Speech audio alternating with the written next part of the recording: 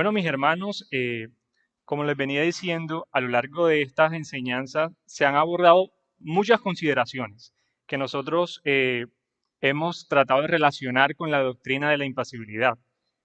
Quizás muchos de nosotros, esta es una doctrina que apenas estábamos asimilando, manejando, poco desconocida para nosotros, y sentamos desde el principio de esta serie de enseñanzas las bases bíblicas de lo que es la impasibilidad. Sentamos también la confesionalidad de lo que históricamente la Iglesia ha confesado respecto a este tema y sobre todo la aplicación en nuestra vida diaria de lo que significa esta doctrina para todo creyente.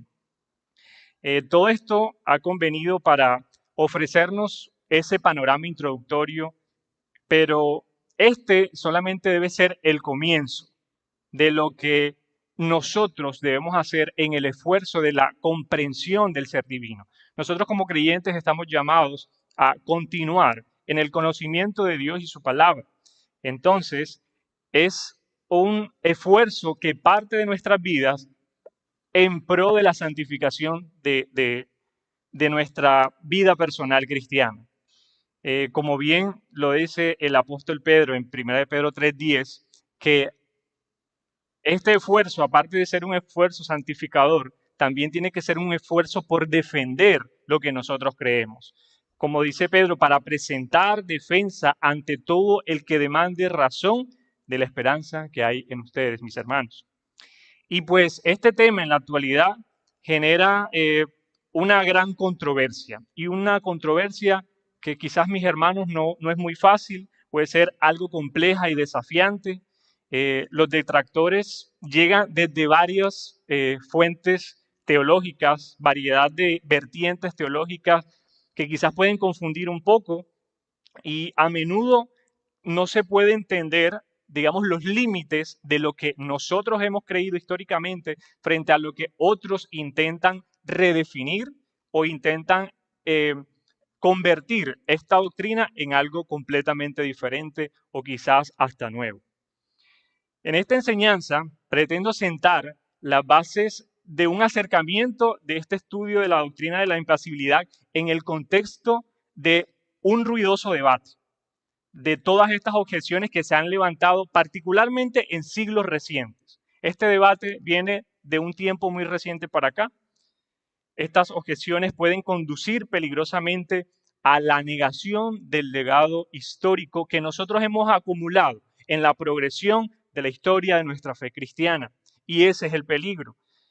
De la que también no solamente desde la impasibilidad, sino desde otros frentes de debate se intenta desacreditar, como si no tuviese algún valor para responder ante los desafíos que ofrece este mundo en la actualidad.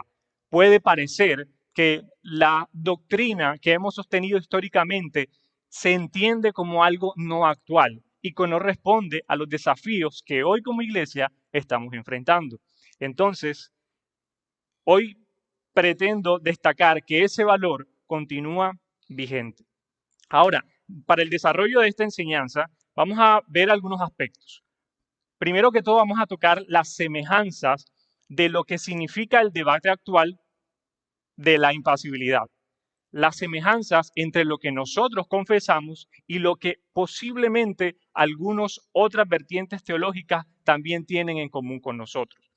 Como les dije, este es un debate controversial y los ataques más fuertes se han dado muy reciente, quizás desde el siglo XIX para acá, con el auge del liberalismo teológico que en escuelas pasadas ya hemos visto, ya hemos tocado, y ha supuesto una reinterpretación entre lo que significa la relación entre Dios como ser trascendente y los hombres. Ahora, este desafío supone adentrarnos en el estudio de la impasibilidad de manera ardua, mis hermanos. Y es un tema totalmente delicado, como se han dado cuenta. Hay muchas dudas que pueden ocurrir a la hora de nosotros leer nuestras Biblias e interpretar que Dios es un Dios sujeto a pasiones como las nuestras. Entonces, mis hermanos, el uso del lenguaje aquí juega un papel fundamental e importante. Este quizás es parte del problema porque algunas palabras como afectos, como emociones o padecimientos puede significar para algunos una cosa y para otros otra. Entonces, esto puede llevar a un montón de confusiones entre algunos autores y otros.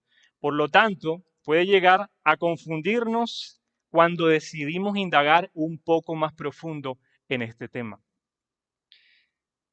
Es aquí donde yo sugiero que usted dirija su mirada a algunos aparentes puntos en común que tenemos con los detractores de esta doctrina, aquellos que están en contra de esta doctrina, y que tenemos algunos aparentes puntos en común que nosotros podemos llegar a tener. Y como les dije, este tiene un potencial de distracción que no es despreciable, la verdad. Es un potencial que puede conducir poco a poco a un erróneo entendimiento de esta doctrina. Es decir, puede usted estar leyendo o escuchando algunas ideas a lo largo ya de estas series de enseñanzas que se han dado en otros autores que tienen una posición contraria a la que sostenemos históricamente, y puede parecerle que lo que están diciendo es coherente y va en armonía con lo que la historia de la iglesia ha confesado. Pero lastimosamente estas conclusiones van de camino a todo lo contrario, a negar la ortodoxia cristiana, a negar lo que históricamente hemos confesado. Entonces, quiero resaltar aquí dos puntos aparentemente comunes. Uno de ellos es, en el ser de Dios existe un interés real por el hombre. En el ser de Dios existe un interés real por el hombre. Desde todas las voces que se pronuncian acerca del tema de Dios y sus atributos, en particular sobre la impasibilidad, se sostiene un claro apoyo que el Dios trascendente, el Dios de los cielos, ha tenido una condescendencia con el hombre, una condescendencia con el ser humano que existe, que es una relación real y no una ilusión como a veces nos acusan a los que sostenemos esta doctrina de la impasibilidad. Y en una rápida lectura que nosotros podemos hacer de las Escrituras, vemos a un Dios que se relaciona con el hombre. Vemos desde Adán hasta el Apocalipsis cómo se crea una historia en donde está un Dios cercano con nosotros, un Dios que se ha mostrado de una manera condescendiente, mis hermanos. Entonces, tanto quienes sostenemos esta doctrina de la impasibilidad como quienes están en contra, estamos de acuerdo en ese sentido, en que Dios se ha relacionado con el hombre.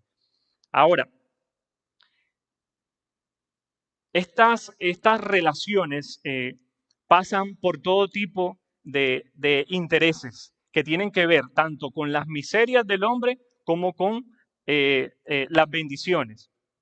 No se concibe a un Dios frío, no se concibe a un Dios que está en lo alto, inmutable frente a las desgracias humanas.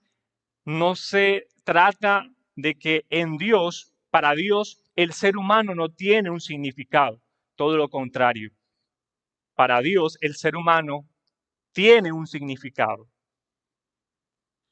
Y algo diferente a eso lo podemos relacionar más con las religiones panteístas, quien ven en Dios como una fuerza impersonal que no tiene una relación directa con sus criaturas. Entonces, mis hermanos, podemos notar que esta doctrina de la impasibilidad también sostenemos este interés real por el hombre. Pero entonces, muchos de los detractores de esta doctrina van siguiendo un camino peligroso hacia el rechazo de la impasibilidad, sosteniendo que nosotros consideramos que este es un Dios que no está padeciendo junto con el hombre. Y ellos dicen que un Dios sin pasiones no puede acercarse y padecer juntamente con el hombre. Ese es el peligro. Ese es el peligro, mis hermanos. Que quizás entendiendo desde las Escrituras que Dios ha condescendido con el hombre, poco a poco, posiblemente en este debate tendamos a pensar en que Dios también tiene emociones, en que Dios también padece de tú a tú con el hombre. Otro de los puntos que tenemos en común son los afectos y sufrimientos de Cristo. Los afectos y sufrimientos de Cristo. Si bien este es un punto también de discrepancia, porque aquí es donde se concentra la mayor cantidad de lo que significa el debate de la impasibilidad, como veremos más adelante, paradójicamente también tenemos algunos puntos en común eh, entre detractores y defensores de esta doctrina. Nosotros consideramos que el Hijo encarnado verdaderamente estuvo expuesto a todas las propensiones de un cuerpo humano que un cuerpo humano pudo otorgar. Es decir, los evangelios recogen toda una cantidad de historias respecto a cómo Jesucristo vivió una vida como un hombre. Tuvo hambre, tuvo sed, se fatigó, se enojó. Hay una serie de afectos, emociones que nosotros podemos encontrar en Cristo.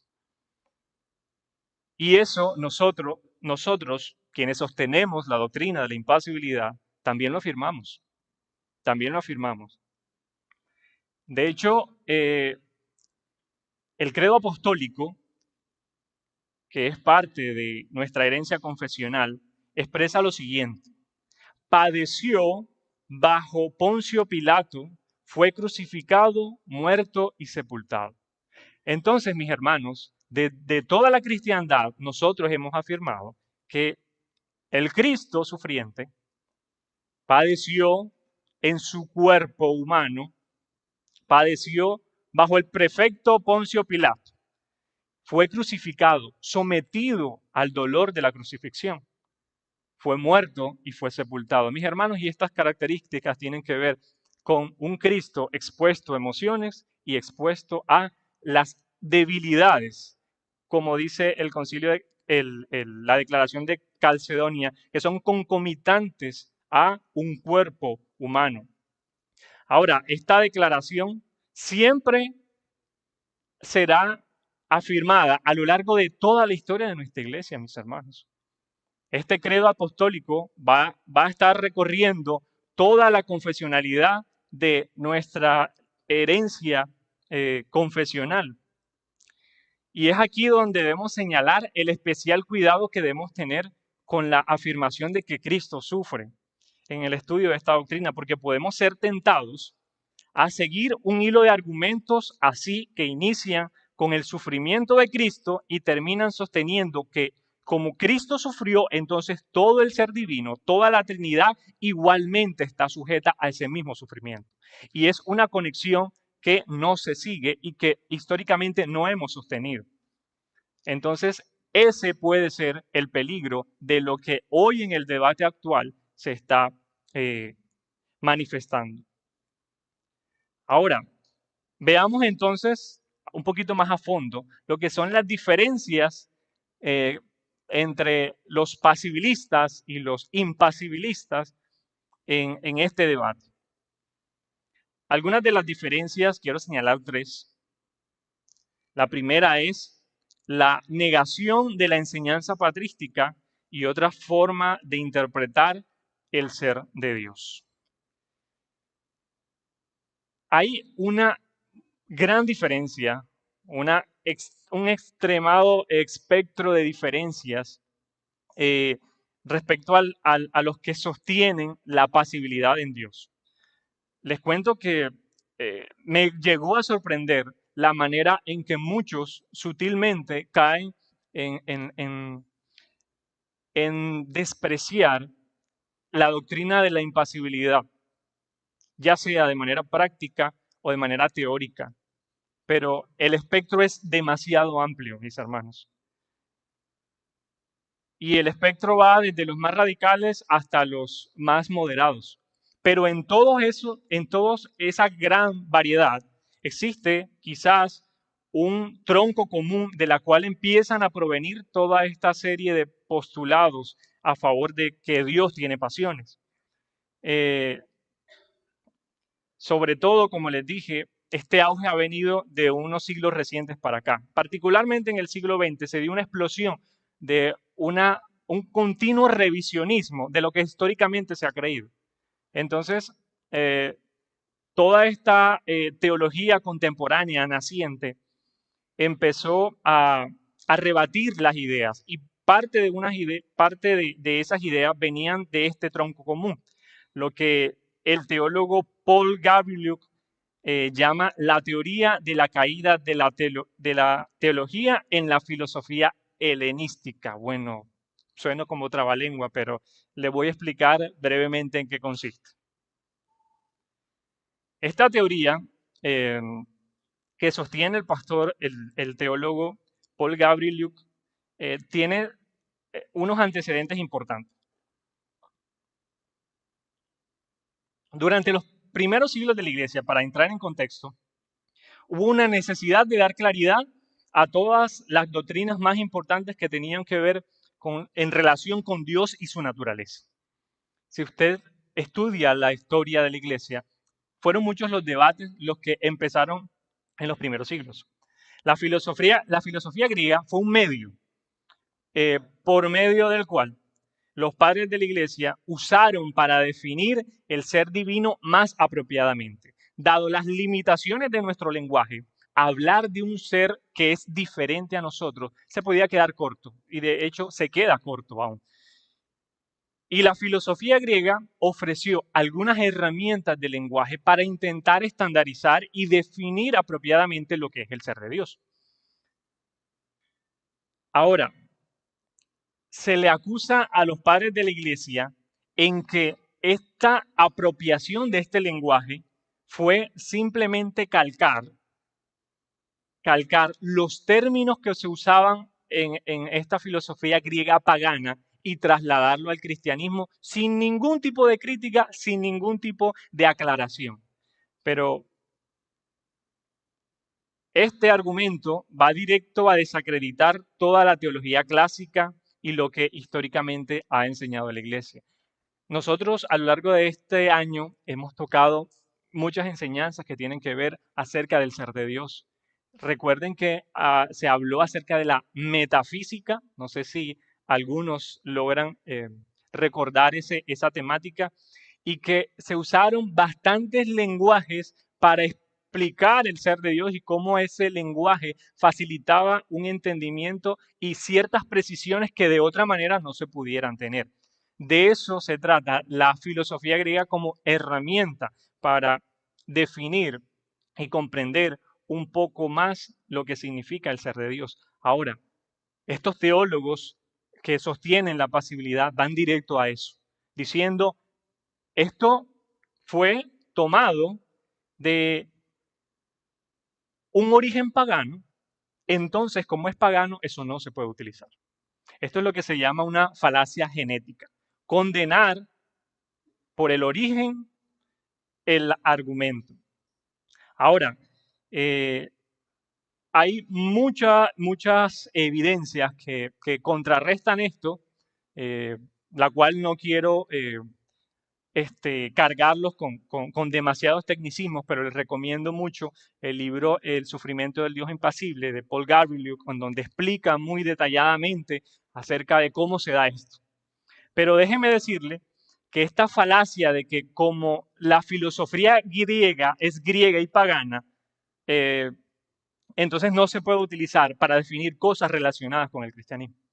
En esencia, esta falacia es la misma que Pablo va a usar o la que Pablo va a contrarrestar en 1 Corintios 8, hablando acerca de la carne sacrificada a los ídolos. Es tal vez aquí cuando, y con las enseñanzas que hemos visto con la serie del pastor Alexander, acerca de que el debate que Pablo estaba tratando aquí no era el origen de la carne. El debate no era ese. El debate era la forma que estaban usando y respecto a la conciencia y la libertad cristiana. Entonces, Pablo mismo condena el hecho de que un ídolo nada es. La carne que sea de ese expendio que viene de los cielos, pues nada es, no importa. Lo que importa es, en ese contexto de la libertad, es de qué manera estoy eh, realizando esa acción por la debilidad de conciencia que eso pueda llegar a suponer. Entonces, mis hermanos, es parecido esa falacia en que como es de origen pagano, entonces hay que desecharlo.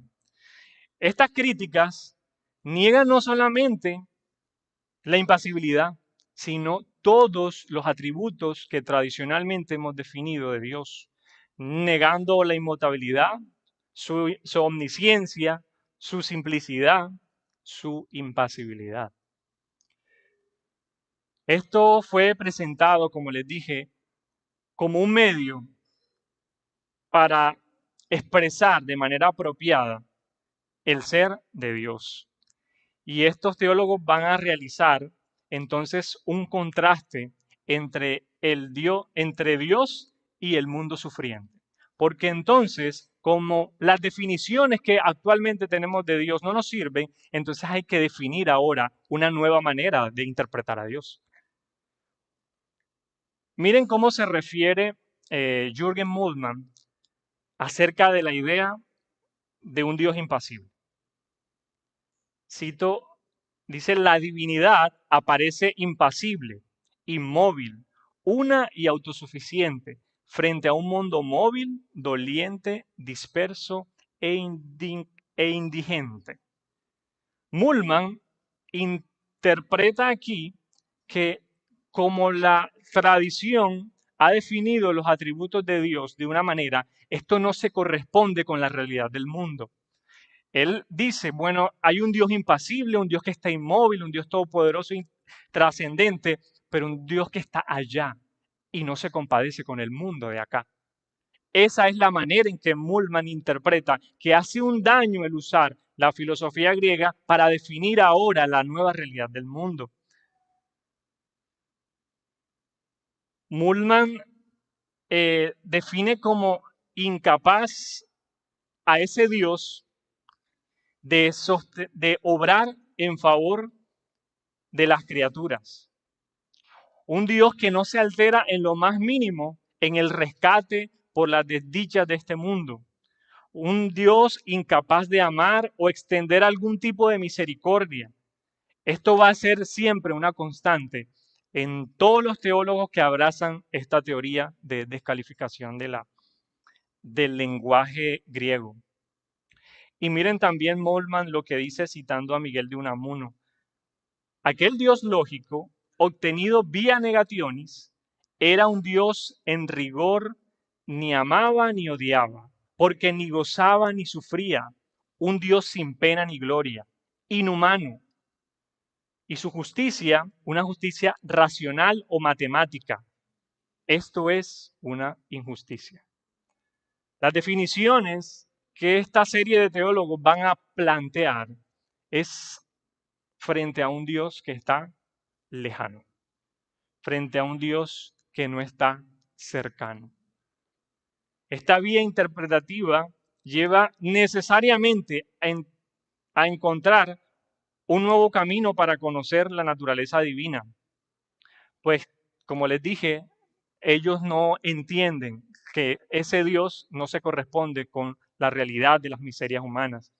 Entonces resulta una reflexión en que si no podemos encontrar vía revelación natural a ese Dios por medio del lenguaje de la filosofía griega, la teología natural, entonces es necesario encontrar otra definición de Dios. Y aquí es donde el peligro sí que empieza a ponerse más agudo.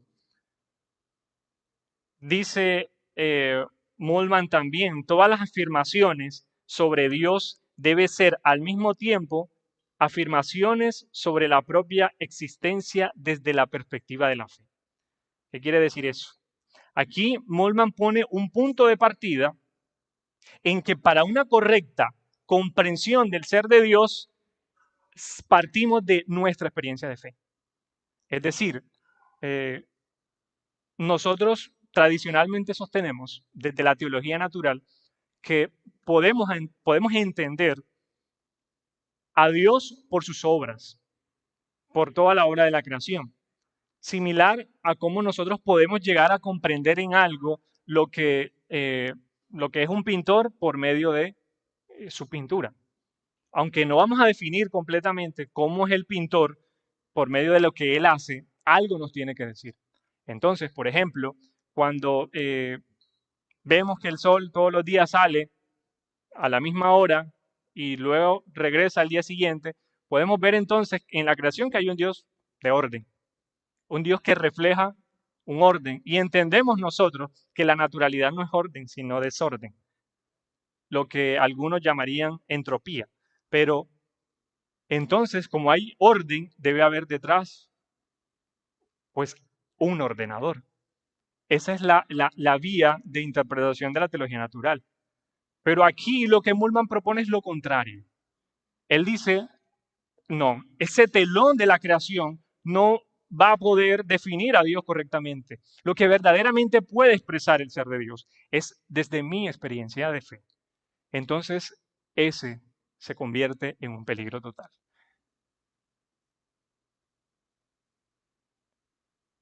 Mis hermanos, miren lo que dice, lo que sigue diciendo también Moltmann. En lugar de la demostración de Dios desde el mundo, se postula una demostración de Dios desde la existencia humana. No es una demostración objetiva, sino una subjetiva, no teórica, sino práctica. Estos prejuicios, desde los que parte Moltmann, inevitablemente pasan por la experiencia humana y pasan por toda la experiencia humana. La experiencia humana que no es inmune al dolor.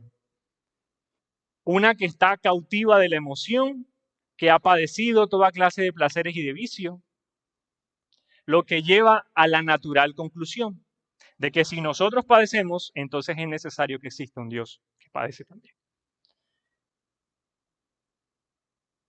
Aunque ellos a veces hacen un esfuerzo en matizar algunas de estas cosas en cuanto a todas las expresiones de emoción, muchos de ellos no sostienen que Dios experimenta cualquier emoción. Ellos rechazan, la mayoría de teólogos que están en contra de esta posición de la impasibilidad, lo que llaman las emociones negativas, la lujuria, la codicia y toda esta clase de vicios. Ellos intentan decir que no sucede así.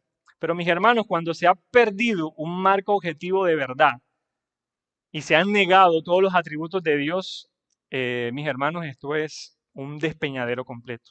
No hay una manera objetiva de hallar un norte para la definición de Dios. Entonces se puede convertir en toda una clase de definiciones de Dios que nada pueden simpatizar con la cristiandad. Mis hermanos, otra de las diferencias es la necesidad de una divinidad pasible. Como concluimos en la idea anterior, ellos dicen que es necesario que el Dios sea pasible porque nosotros padecemos. Las dos grandes guerras mundiales ocurridas a inicios del siglo XX allanaron el camino para reevaluar la relación entre Dios y los hombres. En el contexto de la posguerra, supuso que había que reevaluar la relación entre Dios y los hombres.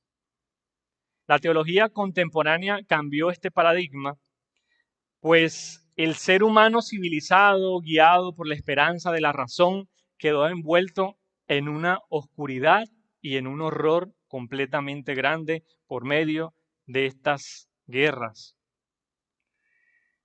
Por ejemplo, los campos de concentración en Auschwitz representaron para la humanidad una de las barbaries más impactantes en nuestra historia reciente.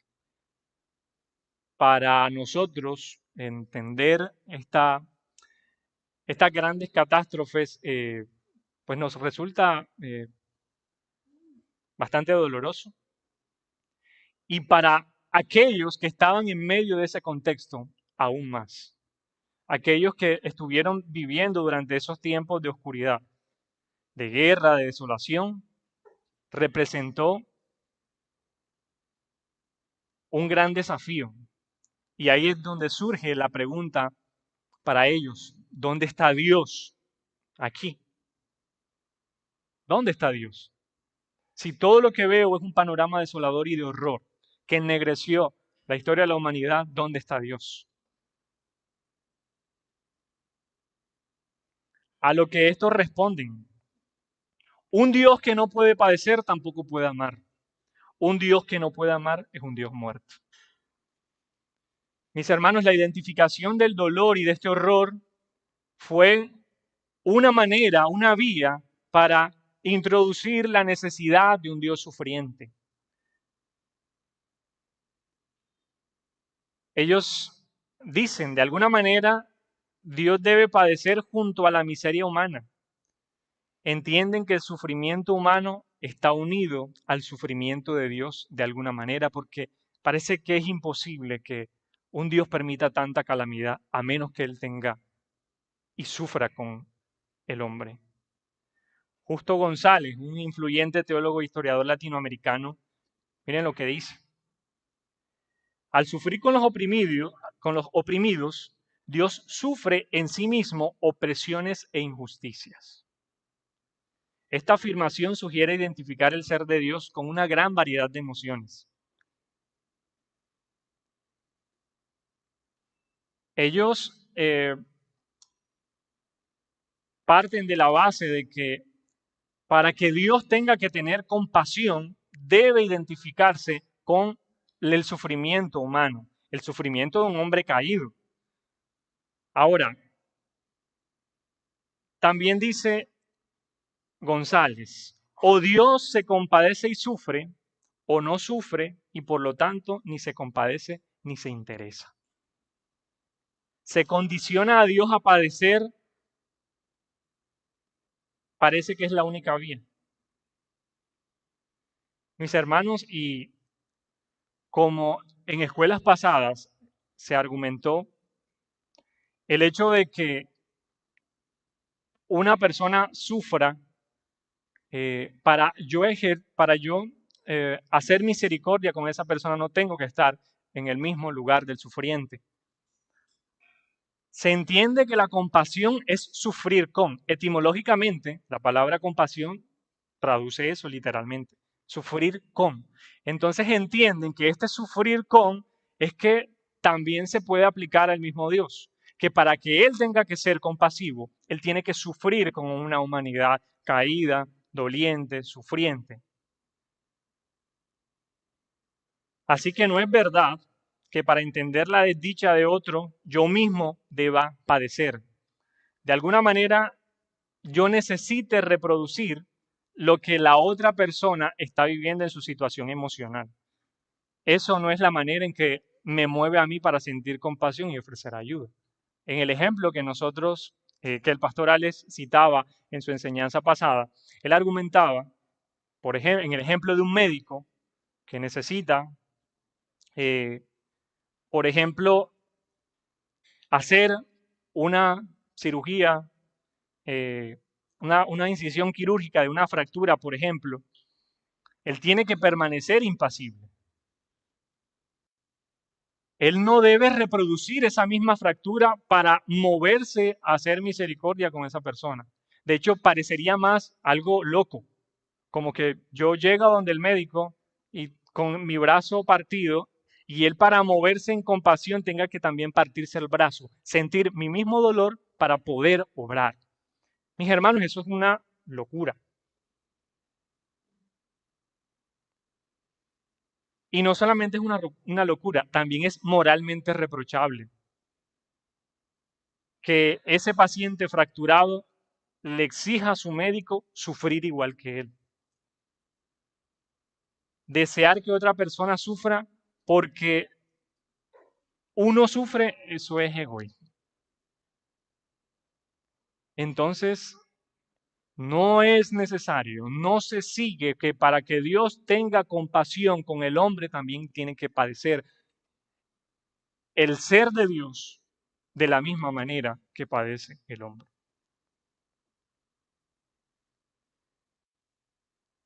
La pasibilidad divina desde el sufrimiento de Cristo. Otro punto. Como ya hemos mencionado, los padecimientos de Cristo es una afirmación que la Iglesia siempre ha confesado y ha alzado su voz cuando hasta a veces se ha negado eso. Decir que Cristo no sufrió, hay muchos que se les han ocurrido decir esas barbaridades y la Iglesia ha salido a, a contrarrestar eso. La herejía del docetismo, por ejemplo, atribuía a Cristo un sufrimiento aparente. O sea, Cristo no estaba sufriendo realmente.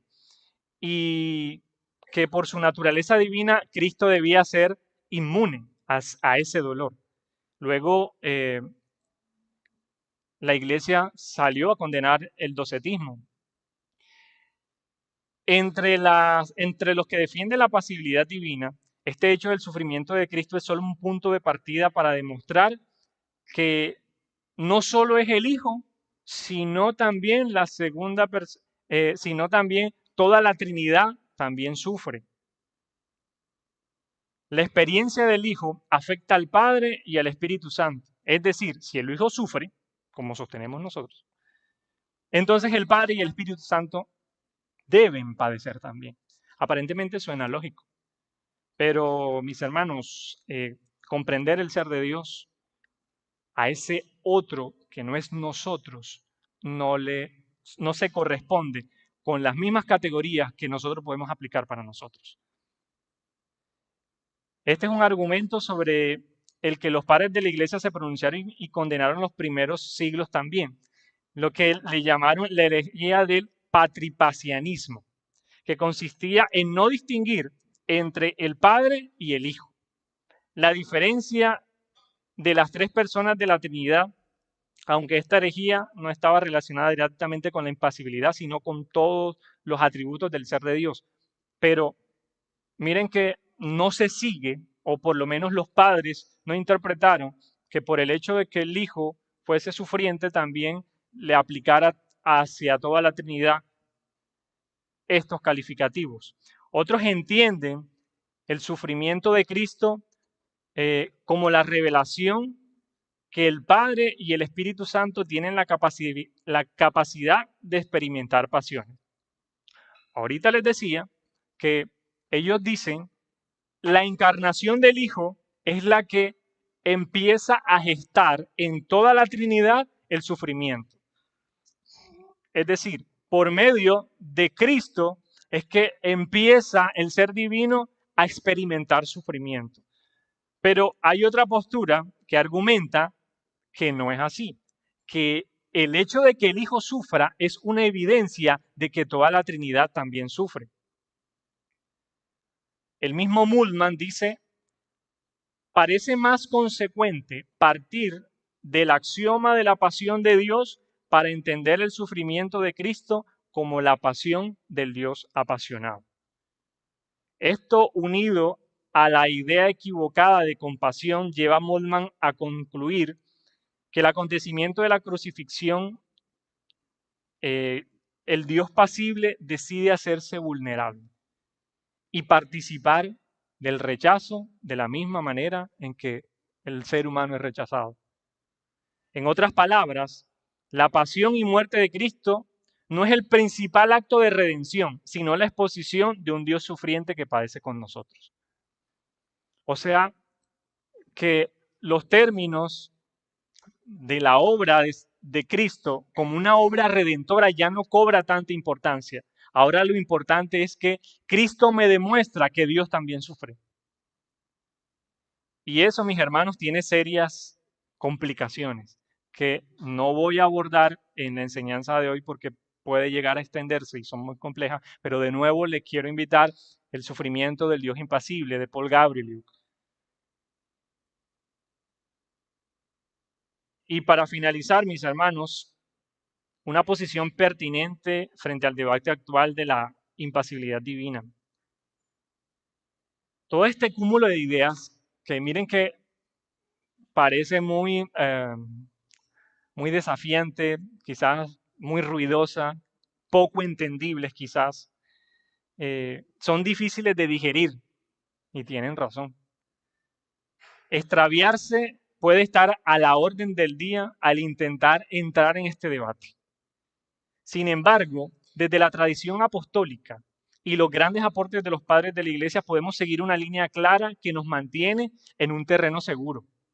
Negar la confesionalidad es echar por la borda siglos de debate que fueron afinando el lenguaje por el cual hoy nosotros podemos expresar mejor nuestra fe. Los padres entendieron que la clave para armonizar el sufrimiento de Cristo y la impasibilidad del Padre pasan por la claridad del entendimiento de los roles en la economía de la salvación. La declaración del Concilio de Calcedonia, por ejemplo, nos insta a mantener esa distinción entre el Padre y el Hijo, a la vez que reconoce a Cristo como una persona. Confesamos al Dios Trino que leemos en las Escrituras a la vez que declaramos su unidad. Y puede parecer contradictorio, pero mis hermanos, no es así.